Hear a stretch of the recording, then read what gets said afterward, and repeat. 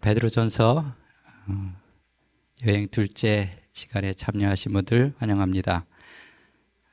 지난 시간에 이어서 베드로전서 두 번째 주제를 함께 생각해 보겠습니다. 지난 시간에는 고난에 관한 주제를 다뤘고요. 이 시간에는 복종과 관련된 주제를 다루겠습니다.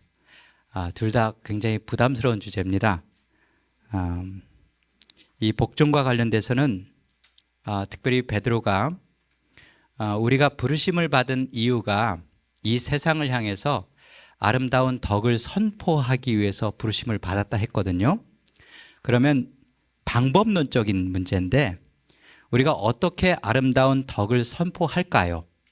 그걸 구체적으로 말하고 있습니다.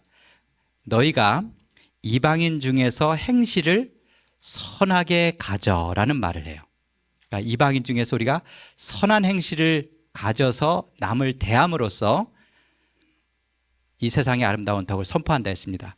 그러면서 이어서 나오는 말씀이 뭐냐면 인간의 모든 제도를 주를 위하여 순종하되 혹은 위에 있는 왕이나 이런 말을 해요. 그러니까 이 세 말씀이 연결이 되어 있어요. 아름다운 덕을 선포하는 것과 그 다음에 이방인 중에서 선한 행실을 가지는 것과 그 다음에 위에 있는 제도에 순종하는 것이 어떻게 되어 있어요? 같은 연결된 말씀이라는 것을 기억하시면 좋겠습니다. 그럼 여기서 우리가 이제 복종의 이유가 그렇다면 오늘 말씀을 들으면서 지난 시간에 고난에 대한 말씀 들으셨잖아요. 이 고난과 복종 사이에도 관계가 있을까요? 있겠죠. 그래서 말씀을 들으면서 이 도표를 보시면서 고난과 또 복종은 서로 어떤 관계가 있을까? 이런 것도 생각하시면서 성경을 우리가 읽고 듣는 것도 괜찮습니다. 우리가 다양한 관점에서 성경을 볼 수가 있거든요. 자, 특별히 이 복종 혹은 순종이라는 말이 역시 또 베드로전서에 굉장히 많이 나오는 단어입니다. 여기 순종이라는 단어가 여기 특별히 무엇과 관련돼서 나오냐면 하나님의 말씀이든지 그리스도든지 이런 것과 관련돼서 여기 세 번 초반부에 나와요. 베드로전서 1장 2절 14절 22절에 보면 성령이 거룩하게 하심으로 순종함과 또 너희가 순종하는 자식처럼 너희가 진리를 순종함으로 이런 순종의 대상이 나오고 또 그 다음에 3장부터 2장부터 보면은 2장 3장 5장에 보면은 네 순종의 대상이 나옵니다. 첫 번째 임금이나 총독과 같은 이 세상의 제도에 순종하라는 얘기가 나오고 그 다음에 그 당시가 이제 노예 사회였기 때문에 노예들에게 특별히 주인에게 순종하라고 해요. 그 다음에 세 번째는 아내들에게 남편에게 순종하라는 말씀이 나와요. 그 다음에 마지막으로 젊은 자들이 교회 장로들에게 순종하라는 말씀이 나옵니다. 그런데 여기 앞에 이 노란 부분하고 파란 부분을 보면요, 순종의 대상이 다르죠. 위에는 하나님의 말씀이나 하나님과 관련된 부분이에요. 밑에는 우리 사람과 관련된 부분이에요. 여기에 나오는 순종이라는 단어 자체가 다릅니다. 번역은 똑같이 순종으로 되어 있어도 이 윗부분에 이 순종이란 말은 원래 어떤 말이 합성되었냐면은 여기 아래서라는 히포하고 듣는다는 아코라는 말이 합성된 말이에요. 그러니까 순종한다는 것은 아래에서 듣는 거예요. 귀로. 그런데 여기 인간들에게 하는 순종은 좀 다른 용어가 쓰였습니다. 이거는 아래라는 히포에다가 여기 타소라는 배치하라는 말이 쓰였어요. 그러니까 밑에다가 자기를 두는 거예요. 그래서 영어로는 여러분 둘 다 순종이지만은 좀 더 정확하게 번역하면 위에 것은 순종 맞아요. 근데 밑에 부분은 복종이라는 말이 더 좋은 번역입니다. 그러니까 복종은 그래서 영어로는 여기 obedience예요. 내가 누가 말하면 듣는 순종이고 그 다음에 복종은 obedience가 아니고 뭐예요? submission이에요. 나를 밑에다 두는 거죠. 이제 이런 개념의 복종이에요. 그래서 오늘 순종의 대상과 복종의 대상이 약간 다릅니다. 자, 그러면 순종과 복종에 대해서 우리가 생각할 때 몇 가지 떠오르는 나름대로의 궁금증들이 있어요. 딜레마인데 우리가 무조건 순종해야 되는가? 어때요? 순종은 무조건적인가? 두 번째, 만약 지도자들에게 순종하라고 했는데 지도자의 결정에 내가 동의하지 않아도 순종을 해야 되는가? 또 지도자가 잘못된 결정을 했을 때도 내가 순종을 해야 되는가? 또 지도자가 나에게 잘못된 일을 하도록 시킨다면 내가 순종해야 되는가? 그리고 순종과 복종에는 내가 어디까지 수용하고 어디까지 거절할 그 경계선이 도대체 어딘가? 이제 이런 궁금증들이 들 거예요. 우리가 순종의 문제를 다룰 때, 자, 성 프란시스코가 이런 일화가 있어요. 제자들이 몇 명의 사람들이 두 사람이 제자로 받아달라고 찾아왔어요. 그래서 이 사람이 그 두 사람에게 하나의 일을 시켰는데 뭐냐면 배추를 2개 주면서 배추가 이파리가 아래로 가고 뿌리가 위로 가도록 배추를 심으라 했어요. 그랬더니 한 사람은 이렇게 심었어요. 한 사람은 저렇게 심었어요. 그때 이 프란시스가 누구를 제자로 삼았을까요? 예, 거꾸로 심은 사람이에요. 여러분, 여기서는 어떻게 심는 게 맞습니까? 똑바로 심는 게 맞아요. 그죠? 그러니까 이 순종이나 복종의 개념은 어떻게 보면 옳고 그름의 개념은 아니에요. 이 똑바로 심은 사람은 뭐 하기가 딱 좋은 사람은 농부하면 딱 좋은 사람이에요. 근데 제자의 자격은 없어요. 제자의 가장 중요한 덕목은 뭐죠?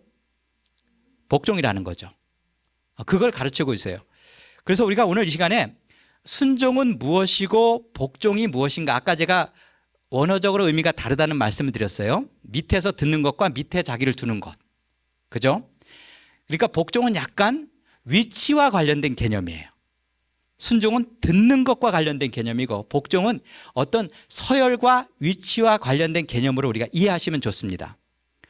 먼저 간단하게 정의를 하면 순종은 명령이나 지시에 대한 반응이에요. 이거 해, 저거 해. 거기서 내가 순종할까 말까. 그래서 이것은 행동 반응입니다. 누가 뭘 시키면 내가 어떻게 반응할지 행동 반응과 관련되어 있어요. 그리고 조건적입니다. 내가 안 들을 수도 있어요. 그 지시를 안 따를 수도 있어요. 근데 복종은 권위에 대한 반응이에요. 그러니까 반응하는 반응체가 달라요. 그래서 그 사람의 권위에 대해서 내가 어떻게 반응할 것입니다. 이거는 행동 반응이 아니고 태도와 관련된 부분입니다. 그리고 이거는 조건적이 아니고 무조건적이에요. 그러니까 복종은 복종해도 되고 안 해도 되는 조건이 없고 복종은 무조건 복종이에요. 근데 순종은 무조건적이 아니고 조건적이라는 것을 기억하면 좋습니다. 여기 사도행전에 보면 베드로와 요한이 대답하여 이르되, 여기서 무슨 말이에요? 하나님 앞에서 너희 말을 듣는 것이 하나님 말씀 듣는 것보다 옳은가 판단하라. 이건 무슨 이슈예요? 복종의 이슈예요? 순종의 이슈예요? 순종이 듣는 거잖아요. 네 이거 해 했는데 그대로 할지 안 할지, 이건 순종의 이슈예요. 그러니까 순종은 여기 이 사람들이 했어요, 안 했어요? 안 했죠. 그러니까 조건적이죠. 그런데 밑에 있는 베드로에서 우리가 4가지 인간제도, 또 주인, 남편, 그 다음에 장로들에게 순종하라 했을 때 그 순종은 복종입니다. 그래서 인간의 모든 제도를 주를 위해서 여기서 순종이나 복종으로 읽으셔요. 앞으로 복종하라 했어요. 이거는 조건적이에요, 무조건적이에요? 무조건이에요. 밑에 보시면은 까다로운 주인한테도 뭐 하라 했죠? 복종하라 했어요. 그러니까 사람 가려서 조건 따서 복종할지 안 할지 선택하는 게 아니고 무조건적이에요. 그러니까 순종은 조건적이지만 복종은 무조건적이에요. 그래서 이 순종과 복종의 관계를 이렇게 가만히 보면 우리가 이렇게 이해할 수 있어요. 분명히 권위가 있어요. 그죠? 권위의 대상이 있는데 이 권위의 대상에 대해서 내가 순종할 때가 있고 복종할 때가 있겠죠. 그런데 복종은 아까 말한 그 디폴트예요. 초기 값이에요. 복종은 항상 기본입니다. 그러면 뭐만 변수가 될까요? 복종은 항상 무조건적이면 뭐가 변수예요? 그 다음부터는 순종할지 말지가 변수가 되겠죠. 자, 이 권위에 대해서 한번 성경의 예를 보면, 여러분, 우리가 복종도 해야 되고 순종도 해야 되는 대상이 있죠. 그렇죠? 여기 히브리서에 보면 너희를 인도하는 자들에게, 우리 교회 지도자들이에요, 어떻게 하라 했어요? 순종도 하고 복종도 하라 했어요. 이해되죠? 이건 순종과 복종이 같이 되는 경우고, 또 이런 경우가 있어요. 복종은 하지만은 뭐는 안 할 때, 순종하지 않을 때가 있겠죠. 야, 그런 상황이 어떤 상황일 것 같아요? 여기 예를 제가 하나 들면은 다니엘서 3장에 보면 다니엘의 세 친구 얘기가 나오잖아요. 느부갓네살이 금신상을 만들고 뭐 하라 합니까? 절을 하라 하죠. 그때 이 다니엘 세 친구들이 보인 거는, 태도를 가만히 보세요. 이 사람이 느부갓네살에게 복종했을까 안 했을까요? 다시 물을게요. 느부갓네살이 그럼 순종했습니까 안 했습니까? 순종하진 않았어요. 절 안 했잖아요. 아까 순종은 제가 뭐에 대한 반응이라 했어요? 명령이나 지시에 대한 반응이에요. 거기에 대해서는 그대로 안 했죠. 그러니까 순종하지 않았어요. 행동 반응을 분명히 그렇게 했어요. 그런데 복종은 제가 뭐라 했습니까? 권위에 대한 무조건적인 태도 반응이라 했어요. 이해되시죠? 차이를 보면. 그럼 다니엘과 세 친구들이 느부갓네살 왕에게 복종을 했습니까 안 했습니까? 복종했어요. 느부갓네살에 대한 권위를 어떻게 인정했습니까 안 했습니까? 여기 한번 이들이 그 왕 앞에서 한 표현을 보세요. 왕이여 했어요. 이게 굉장히 어떤 표현입니까? 존칭이에요. 나를 어디다 둔 거죠? 당신의 권위 아래에다 둔 거예요. 그 자리를 내가 인정한 거예요. 여러분, 이 상황 가운데 보면 우리가 복종도 하지 않고 순종도 안 할 수가 있잖아요. 나를 불에 가도 이놈이 이렇게 나올 수 있죠.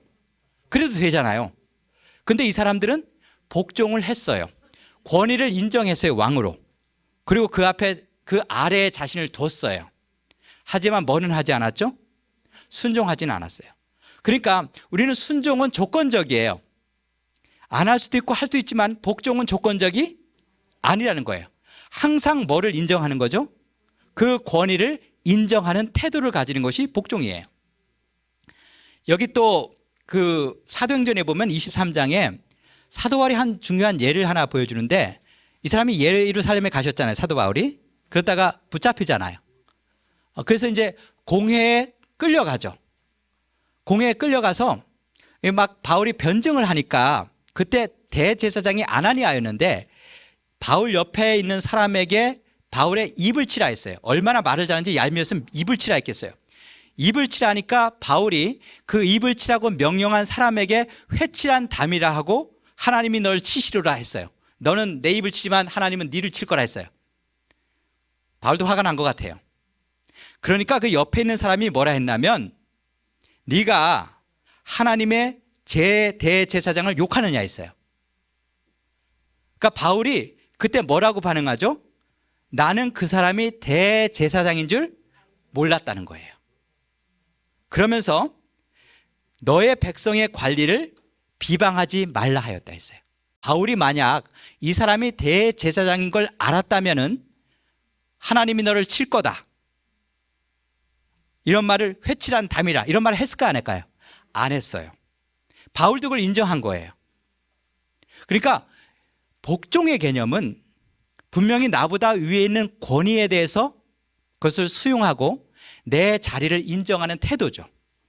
존중해 주는 거예요, 그 포지션을. 그것이 복종의 개념입니다. 그래서 복종은 항상 하는 거예요. 이 대제사장이 정상적인 사람이었을까요? 아니죠.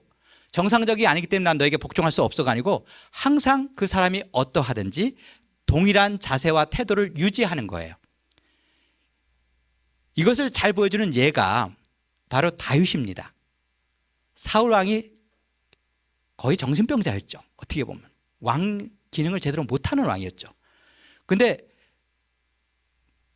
다윗이 그 일생 끝까지 사울을 왕으로 인정했어요 안 했어요?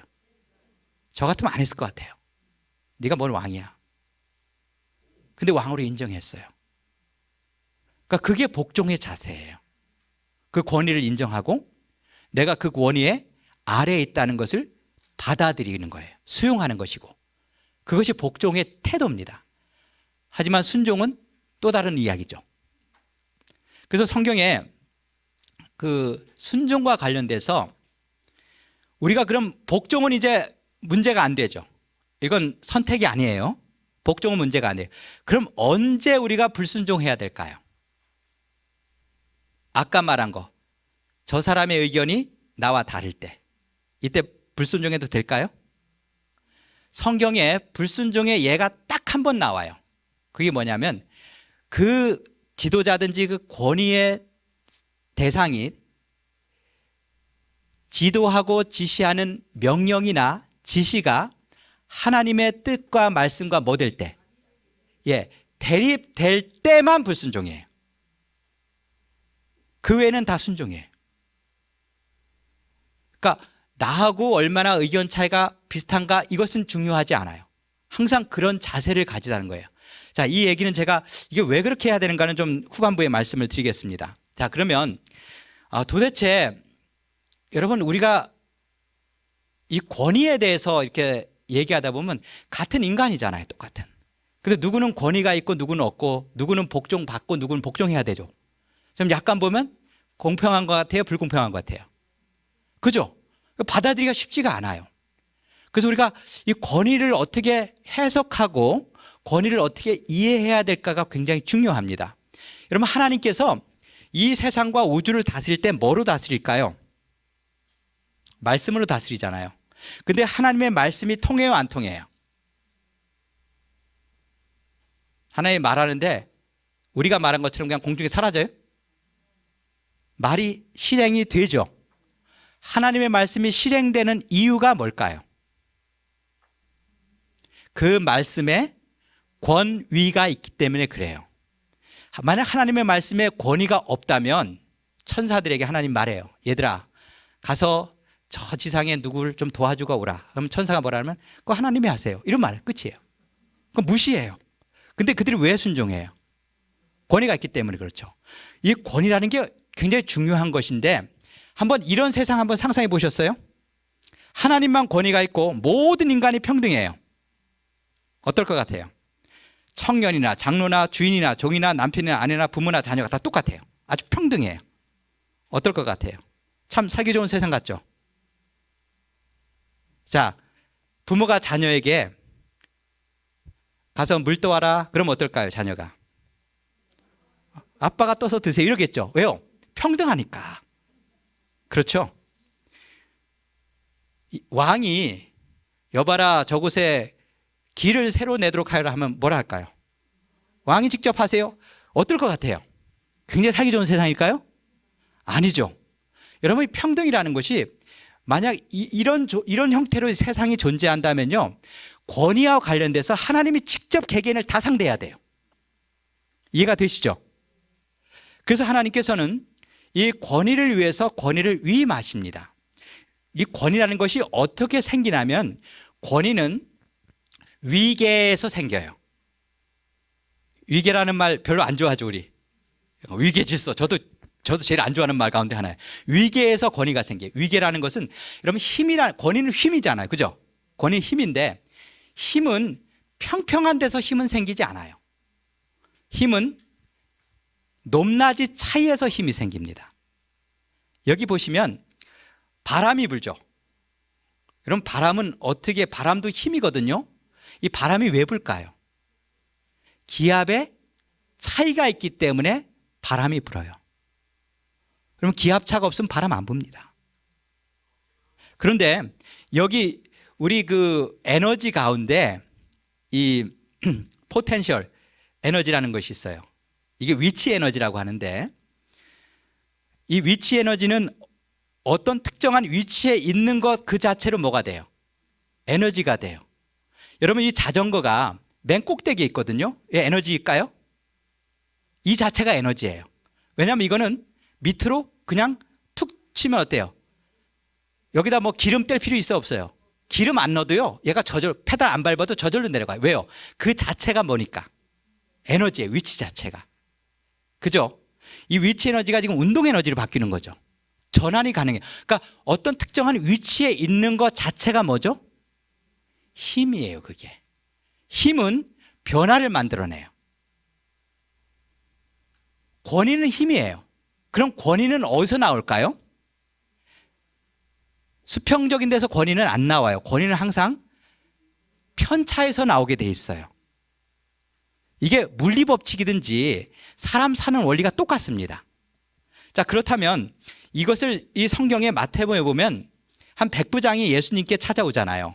그래서 자기 종 병 고쳐달라 하죠. 그러니까 예수님이 너무 감동받아서 그 사람의 집을 방문하겠다니까 우리 집에 오지 말라요. 다만 뭐만 하라 하죠? 말만 하라요. 그러면서 이 사람이 중요한 얘기예요. 나도 남의 어디에 있어요? 밑에 있는 사람이에요. 밑에 있으니까, 그리고 내 아래도 군사가 있어요. 그러니까 나도 밑에 있으니까 그 사람이 하라는 대로 해요. 그러니까 위치가 뭐를 만드는 거예요? 힘을 만드는 거예요. 그리고 내 밑에도 사람이 있으니까 그 사람이 내가 시키는 대로 해요. 그 포지션이 뭐를 만들죠? 힘을 만들어요. 그러면 하나님께서 이 세상에 그분이 가진 권위를 아까 1대1로 다 사용할 수 없어서 사람들을 통해서 권위를 행사하게 하실 때 뭐를 할까요? 권위를 부여하기 전에 뭐를 만드시겠습니까? 위치 차이를 만들어요. 이게 하나님이 일하시는 방법이에요. 여기 시편 8편에 보면 사람이 무엇이간데 이런 얘기 하시잖아요. 그 사람을 여기 개역 개정에는 하나님이라고 번역했는데 옛날 개역 한글에는 천사라고 돼 있어요. 이게 둘 다 번역이 가능은 해요. 하늘의 존재라고. 그래서 뭐가 됐든 그를 천사 혹은 하나님보다 사람을 조금 뭐하게 만들었어요? 밑에 낮게 만드셨어요. 그리고 만물은 또 어디다 뒀어요? 사람 발 아래 뒀어요. 자, 만물도 사람들과 똑같은 위치에 두고 사람에게 다스리라 하면 다스려질까요? 안 다스릴까요? 여러분 소를 가지고 쟁기질하는데 소가 나고 맘먹으려 하면 돼요? 안 돼요? 니나 나나 똑같은 피조물인데 이렇게 나오지 않겠어요? 그래서 하나님이 뭐를 만든 거예요? 차이를 만들었죠. 차이를 만들어야 권위가 행사되고 권위가 행사될 때 다스림이 가능한 거죠. 이게 이치잖아요. 하나님이 이런 위계를 만드셨어요. 그래서 우리 오늘날 지금 사는 분들에겐 이 위계가 솔직히 불편한 개념이에요. 우리는 너무 평등주의, 민주주의 여기에 굉장히 익숙하다 보니까 위계가 굉장히 어떤 불편한 개념 가운데 하나죠. 그럼에도 불구하고 위계는 정말 필요하죠. 여기 베드로전서 3장 5절에 보면은 남편들에게 아내가 복종해야 된다는 얘기를 하면서 베드로가 누구를 예로 들냐면 사라예요. 근데 사라가 아브라함을 어떻게 했다 했어요? 주라 칭하여 뭐 했다고 했죠? 이 순종은 뭐라고 했어요? 아까 제가 복종이에요. 그러니까 이 복종이는 자기 자신의 위치를 아는 거예요. 그러니까 아브라함 밑에 자기를 둔 거예요. 그게 복종이에요. 그러니까 그 위계 질서를 내가 수용하는 하나의 태도가 복종이라는 개념입니다. 그게 굉장히 중요한 개념이죠. 태초에 시작된 죄가 결국은 그 원인이 뭐라고 성경에 나오나요? 자기 자리를 지키지 않은 천사예요. 이해하시겠죠? 천사가 자기 자리를 지키지 않고 어디 간 거예요? 내 보좌를, 내 자리를 어디에 둬? 하나님 자리에다 둔 거죠. 결국 복종의 문제가 이 세상의 죄의 시작과 역사를 같이 하죠. 그래서 하나님께서 만드신 어떤 권위의 위계 단차가 있고 거기서 나의 위치와 권위의 대상의 위치를 수용하고 인정하는 그 자세와 태도가 바로 복종이라는 개념입니다. 여기 아까 제가 첫 번째는 존재에 따른 위계를 말씀드렸어요. 그러니까 그 위계가 내 선택과 관계없이 태어나면서도 정해진 위계가 있죠. 있어요, 없어요? 태어났더니 난 사람으로 태어났고 태어났더니 난 강아지로 태어난 거예요. 이건 내 선택한 거?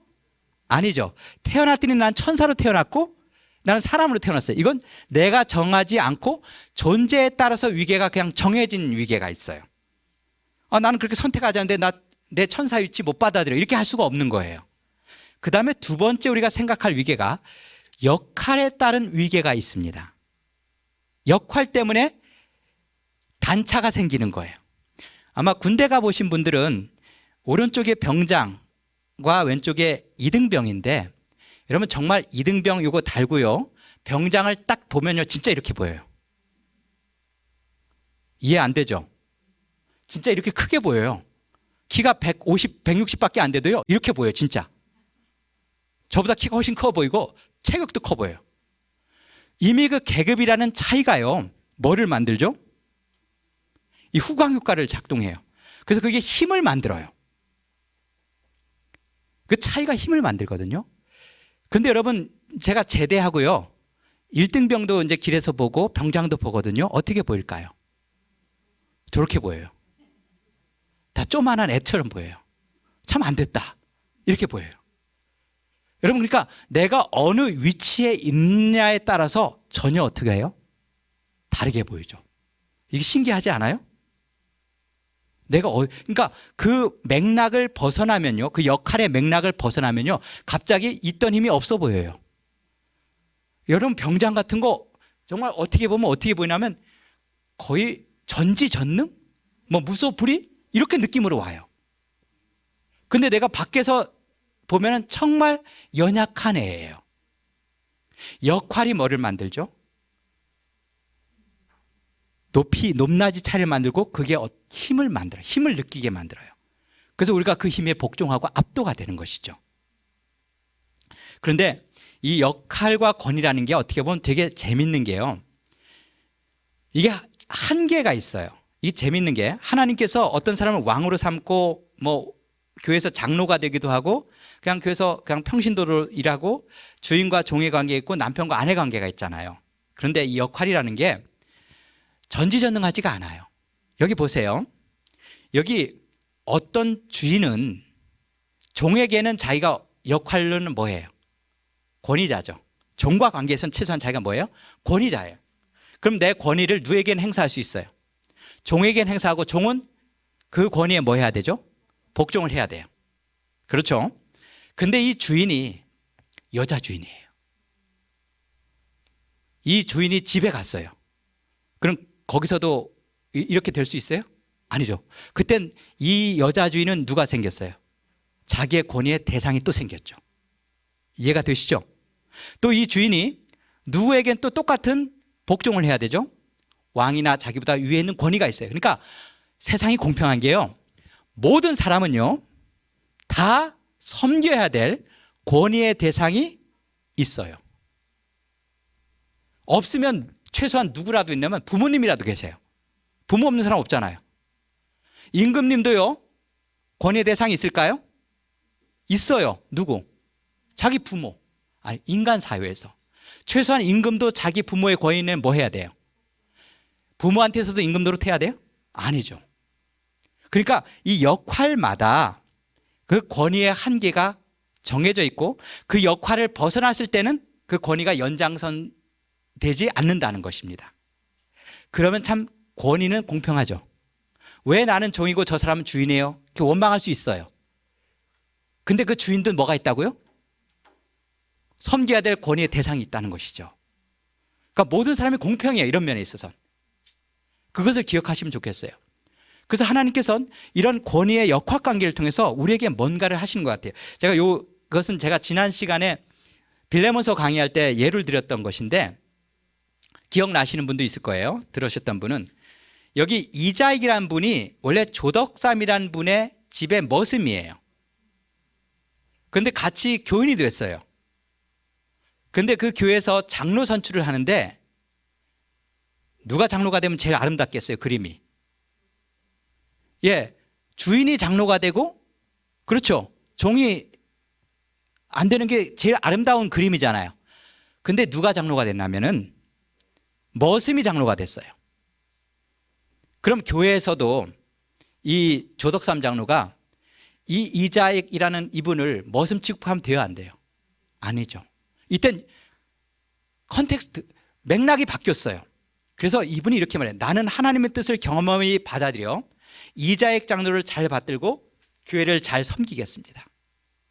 그럼 이분들이 집에 가면 어떻게 할까요? 역할이 바뀌겠죠.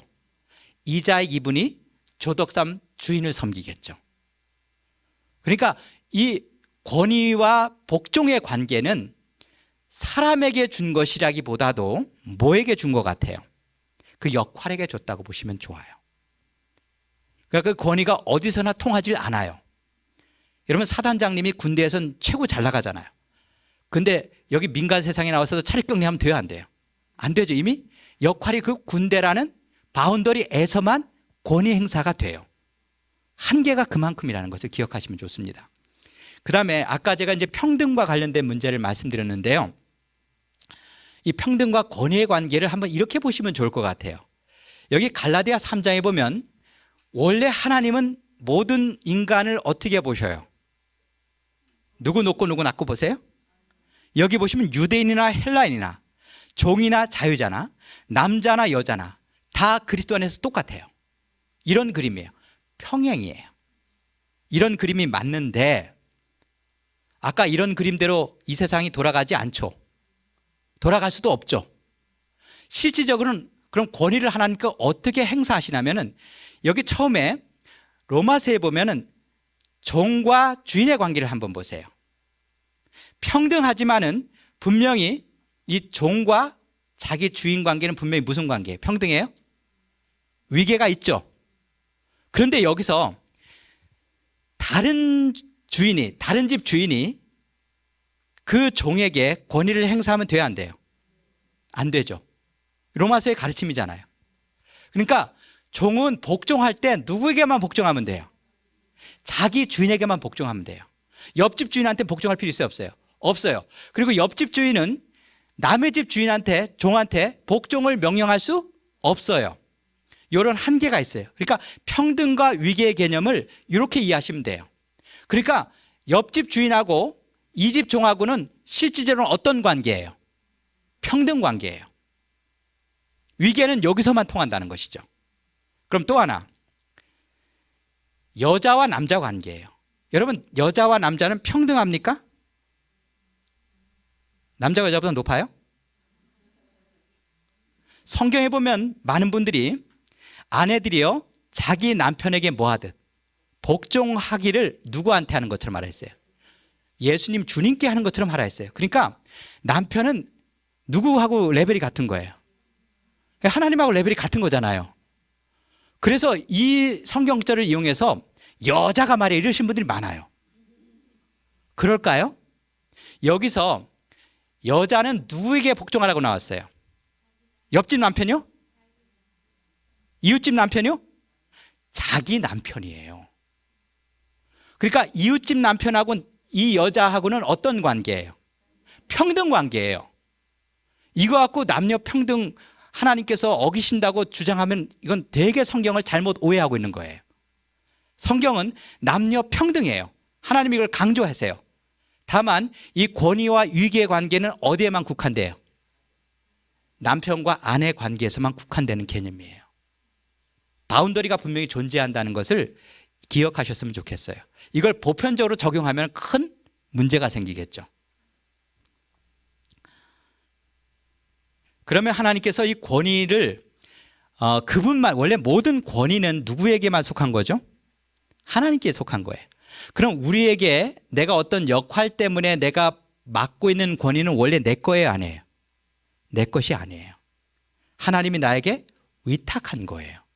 그럼 하나님이 권위를 위탁할 뿐만 아니라 위탁한 그 권위의 대상을 어떻게 하실까요? 인도하신다는 것이죠. 왜냐하면 그 권위를 자기 마음대로 쓰지 못하게 하기 위해서 하나님께서 인도하신다는 것이죠. 그래서 여기 그럼 우리가 이 세상 권위에 대해서 어떤 태도로 이 세상 권위를 바라봐야 되는가에 대해서 이 두 가지 말씀을 제가 드리겠는데, 권위는 첫 번째는 하향식 투영이라고 제가 말씀드렸는데, 여러분 하나님께서 통치하실 때 하나님이 직접 통치를 못 하시잖아요. 그죠? 이번에 무슨 법 통과시키 하나님이 직접 계시로 말씀 안 하시잖아요. 통치할 때. 그 제가 이번에 나쁜 짓 했는데 얘 살인죄로 얘 감옥에 집을 하나님이 안 하시잖아요. 다 누가 해요? 사람이 하시죠. 그게 원래 누가 해야 되는 일이죠? 하나님이 하셔야 되는 일이에요. 근데 하나님이 직접 안 하시고 그 일을 누구에게 맡기시는 거예요? 사람에게 맡기시고, 일을 맡기실 때 하나님이 일만 맡기세요? 그분의 권위도 같이 주셔요. 그럼 권위가 있어야 일을 하잖아요. 그래서 인간의 제도에는 하나님의 통치가 그대로 투영이 됩니다. 그래서 여기 인간의 모든 제도를 주를 위해서 순종하라고 했어요. 그래서 그 의미입니다. 여기 보면 왕이나 혹은 그가 악행하는 자를 징벌하고 선행하는 자를 포생하기 위해 보낸 총독에게 하라. 여러분, 악행하는 자를 징벌하고 선행하는 자를 포생하는 일은 원래 누가 해야 되는 일이에요? 하나님이 해야 되는 일인데, 하나님이 인간 제도를 통해서 일을 하시는 것이잖아요. 이해가 되신 거죠? 두 번째, 그러면 권위에 복종한다는 것은 무엇인가 하면은, 우리는 하나님께 직접 복종하기가 어려워요. 하나님의 권위. 왜냐하면 하나님은 뭐 하니까? 보이지 않으니까. 여러분, 우리가 어떻게 매일매일의 삶 속에서 어떻게 하나님의 권위에 어떻게 복종하겠습니까? 보이지 않는 그분에게. 그러면 하나님의 권위에 어떻게 복종할 수 있을까요? 보이는 인간 권위에 복종함으로써 우리는 하나님의 권위에 복종하는 것을 연습해요. 여기 모든 권세는 하나님께 났고, 그래서 권세를 거스리는 자는 하나님의 명을 거스리는 것이라 했어요. 하나님이 동일시시켜놨어요. 그러니까 인간 권세에게 복종하는 것은 하나님의 권세에 복종하는 것이고, 인간 권세를 거스리는 것은 하나님의 권세를 거스리는 거라고 이렇게 해놨어요. 이걸 일원화시켜놨습니다. 이게 하나님의 어떤 권위를 바라보시는 어떤 뜻이고 관점이라는 것을 기억하시면 좋을 것 같습니다. 솔직히 불편하죠. 그죠? 옛날에는 권위의 대상이 되게 많았어요. 우린 나이 많아서도 우리가 무조건 복종하고 섬겼는데, 요새는 솔직히 권위의 대상이 없어진 세대에 살고 있어요, 우리가. 그러다 보니까 우리가 복종하는 법을 배우질 못해요. 무조건 복종을. 그러다 보니까 하나님께 대해서 무조건 복종하는 법을 우리가 배울 기회가 굉장히 없습니다. 그렇다면 마지막으로 요 말씀만 드리고 마무리할 텐데, 이 권위라는 것을, 제도를 세우시고 권위를 부여함으로써 하나님께서 이걸 통해서 이루고자 하는 뭐가 있을까요? 뜻이 있겠죠. 여러분, 하나님께서 인간 권위에 복종하라고 하신 이 말씀을 언제 주셨는지 혹시 기억하시나요? 인간 제도가 잘 정상적으로 작동할 때 이 말씀을 주셨나요? 이 말씀을 언제 줬어요? 로마서와 베드로전서요. 이 시대가 어떤 시대인 줄 아시죠? 가장 잔혹한 시대잖아요. 폭군이 존재할 때예요. 그러니까 이 말씀이 지도자들이나 권위자들이 정상적인 사고를 가지시고 판단 잘하고 할 때 이 말씀을 주신 게 아니고, 가장 악한 인간 제도가 존재했을 때 주신 말씀이에요. 그런 시대에도 이 제도에 뭐 하라는 거예요? 복종하라는 거죠. 다시 말씀드립니다. 복종과 순종을 헷갈리지 마시기 바라요. 이제 안 헷갈리시죠? 복종하라고 주신 말씀이에요. 자, 첫 번째, 네 가지 특별히 제도가 나와요. 첫 번째는 국가에서 우리가 만날 수 있는 제도에 복종하라고 하죠. 근데 대부분의 국가 제도 자체는 어때요? 국가에서 도둑질 권장하는 국가 혹시 있나요? 거의 없죠. 여러분, 북한에서도 도둑질 권장할까요? 북한 되게 나쁜 국가잖아요. 어떨 것 같아요? 북한의 법으로 도둑질 잘한 사람은 상 주고 도둑질 못한 사람은 감옥에 가고 그럴까요? 북한도요, 도둑질을 뭐 해요? 나쁘게 해요. 북한은 그럼 부모 공경을 권장하지 않을까요? 해요. 그러니까 국가라는 게요, 어떻게 보면 시스템이요, 그래도 무정부 시스템보다는 나아요. 그래서 악행하는 자를 징벌하고 선행하는 자를 포상하기 위해서 하나님이 세운 권세에 복종하라는 말씀이 그래서 가능해요. 그 국가에서 만나는 제도는 굉장히 긍정적인 제도가 부정적인 제도보다 더 많아요. 그래서 국가의 제도에 복종하는 태도를 가질 때 우리에게 어떤 유익이 있다 했냐면, 여기 어리석은 자의 무식한 말을 막는 것이라 했습니다. 우리가 그런 복종하는 태도를 가지는 것이 굉장히 긍정적인 영향을 미친다는 것이에요. 이런 역학관계가 있다는 것이고, 두 번째는 사회에서 만나는 제도예요. 여러 가지 사회 제도가 존재하는데 여기서 특별히 어떤 제도를 얘기하냐면 노예 제도잖아요. 악한 주인, 선한 주인. 근데 여기서 베드로가 복종하라고 명령할 때 선한 주인에게만 복종하라고 했을까요? 까다로운 자에게도 그렇게 하라 했어요. 여러분, 그럼 까다로운 자에게 복종해서 얻는 유익이 있을까요, 없을까요? 없을 것 같죠? 손해만 볼 것 같잖아요. 근데 복종에는 뭐가 있어요? 항상 선한 열매가 있어요. 그래서 하나님이 복종하라는 거예요. 그러니까 하나님이 무조건 복종하라는 이유는 그 복종의 열매가 선하기 때문에 그래요. 자, 까다로운 주인은 우리에게 어떻게 우리를 취급해 줄까요? 종들을 부당하게 취급하겠죠. 까다로우니까 고난을 주겠죠. 그래서 고난 얘기가 나오는 거예요. 부당한 고난을 당해도 우리가 복종하고 참으면 어떻게 된다 했습니까? 이 경험이 내가 그리스도의 고난에 참여하는 아까 일부에서 말씀드린 그 경험을 할 수 있게 한다는 것입니다. 그러니까 악한 주인도 그리스도인의 생애에 어떤 역할을 할 수 있다는 걸 보여줘요. 그 다음에 세 번째는 우리가 가정에서 만나는 제도에 복종하라는 것이죠. 여긴 두 종류의 남편을 얘기해요. 하나는 믿는 남편, 또 한 남편은 불신자 남편을 얘기합니다. 근데 불신자 남편에게도 뭐 하라는 것이죠? 복종하라 해요. 순종하라는 얘기 아니에요. 복종하라고 말합니다. 그럼 불신자 남편에게 복종했을 때 어떤 유익이 있어요? 유익이 있을까요?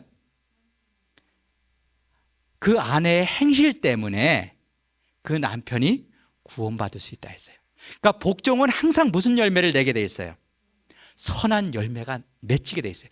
복종의 대상이 어떠한가는 중요하지 않고 무조건적인 복종을 할 때 하나님께서 그 복종을 통해서 선한 열매를 맺히게 한다는 거예요. 하나님의 어떤 계획 같아요. 복종하지 않으면 얻을 수 없는 결과들이잖아요. 이것이. 그 다음에 교회에서도 우리가 만나는 권위가 있습니까? 있죠. 교회에서 만나는 권위가 있어요. 우리 목사, 장로, 집사, 하나님께서 권위를 세우셨어요. 이들에게 우리가 어떤 자세와 태도를 가져야 될까를 보여줍니다. 그래서 우리가 이 특별히 교회에서 만나는 제도에서는 무엇을 강조하냐면 권위를 가진 사람의 책임에 대해서도 얘기합니다.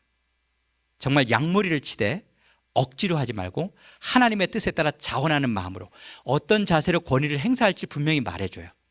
하지만 이 권위가 행사될 때 어떤 자세로 이 권위자에게 복종할지를 얘기합니다. 그때 어떤 열매가 맺혀요? 하나님께서 서로 겸손으로 허리를 동일 때 그들을 높이신다는 얘기를 해요. 그러니까 모든 권위에는 우리가 복종하게 될 때 하나님이 의도하신 선한 열매가 있다는 것입니다. 그래서 하나님은 이 권위와 복종의 역학을 통해서 이 땅에서 우리에게 어떤 이루고자 하시는 그분의 섭리와 계획이 있다는 것을 우리가 인정하신다면 어떤 선택적인 복종이 아니고 하나님께서 말씀하신 정말 내 위에 있는 그 존재들에 대해서 내 위치를 인정하고 존중하고 나를 그 자리에 두고 그것을 존중하는 그 태도로 대하고 살 때 분명히 우리 삶에는 그렇지 않고 살 때와 다른 선한 열매와 하나님의 뜻이 우리 생애에 맺힌다는 것을 기억하시면 좋겠습니다. 말씀을 마치겠습니다.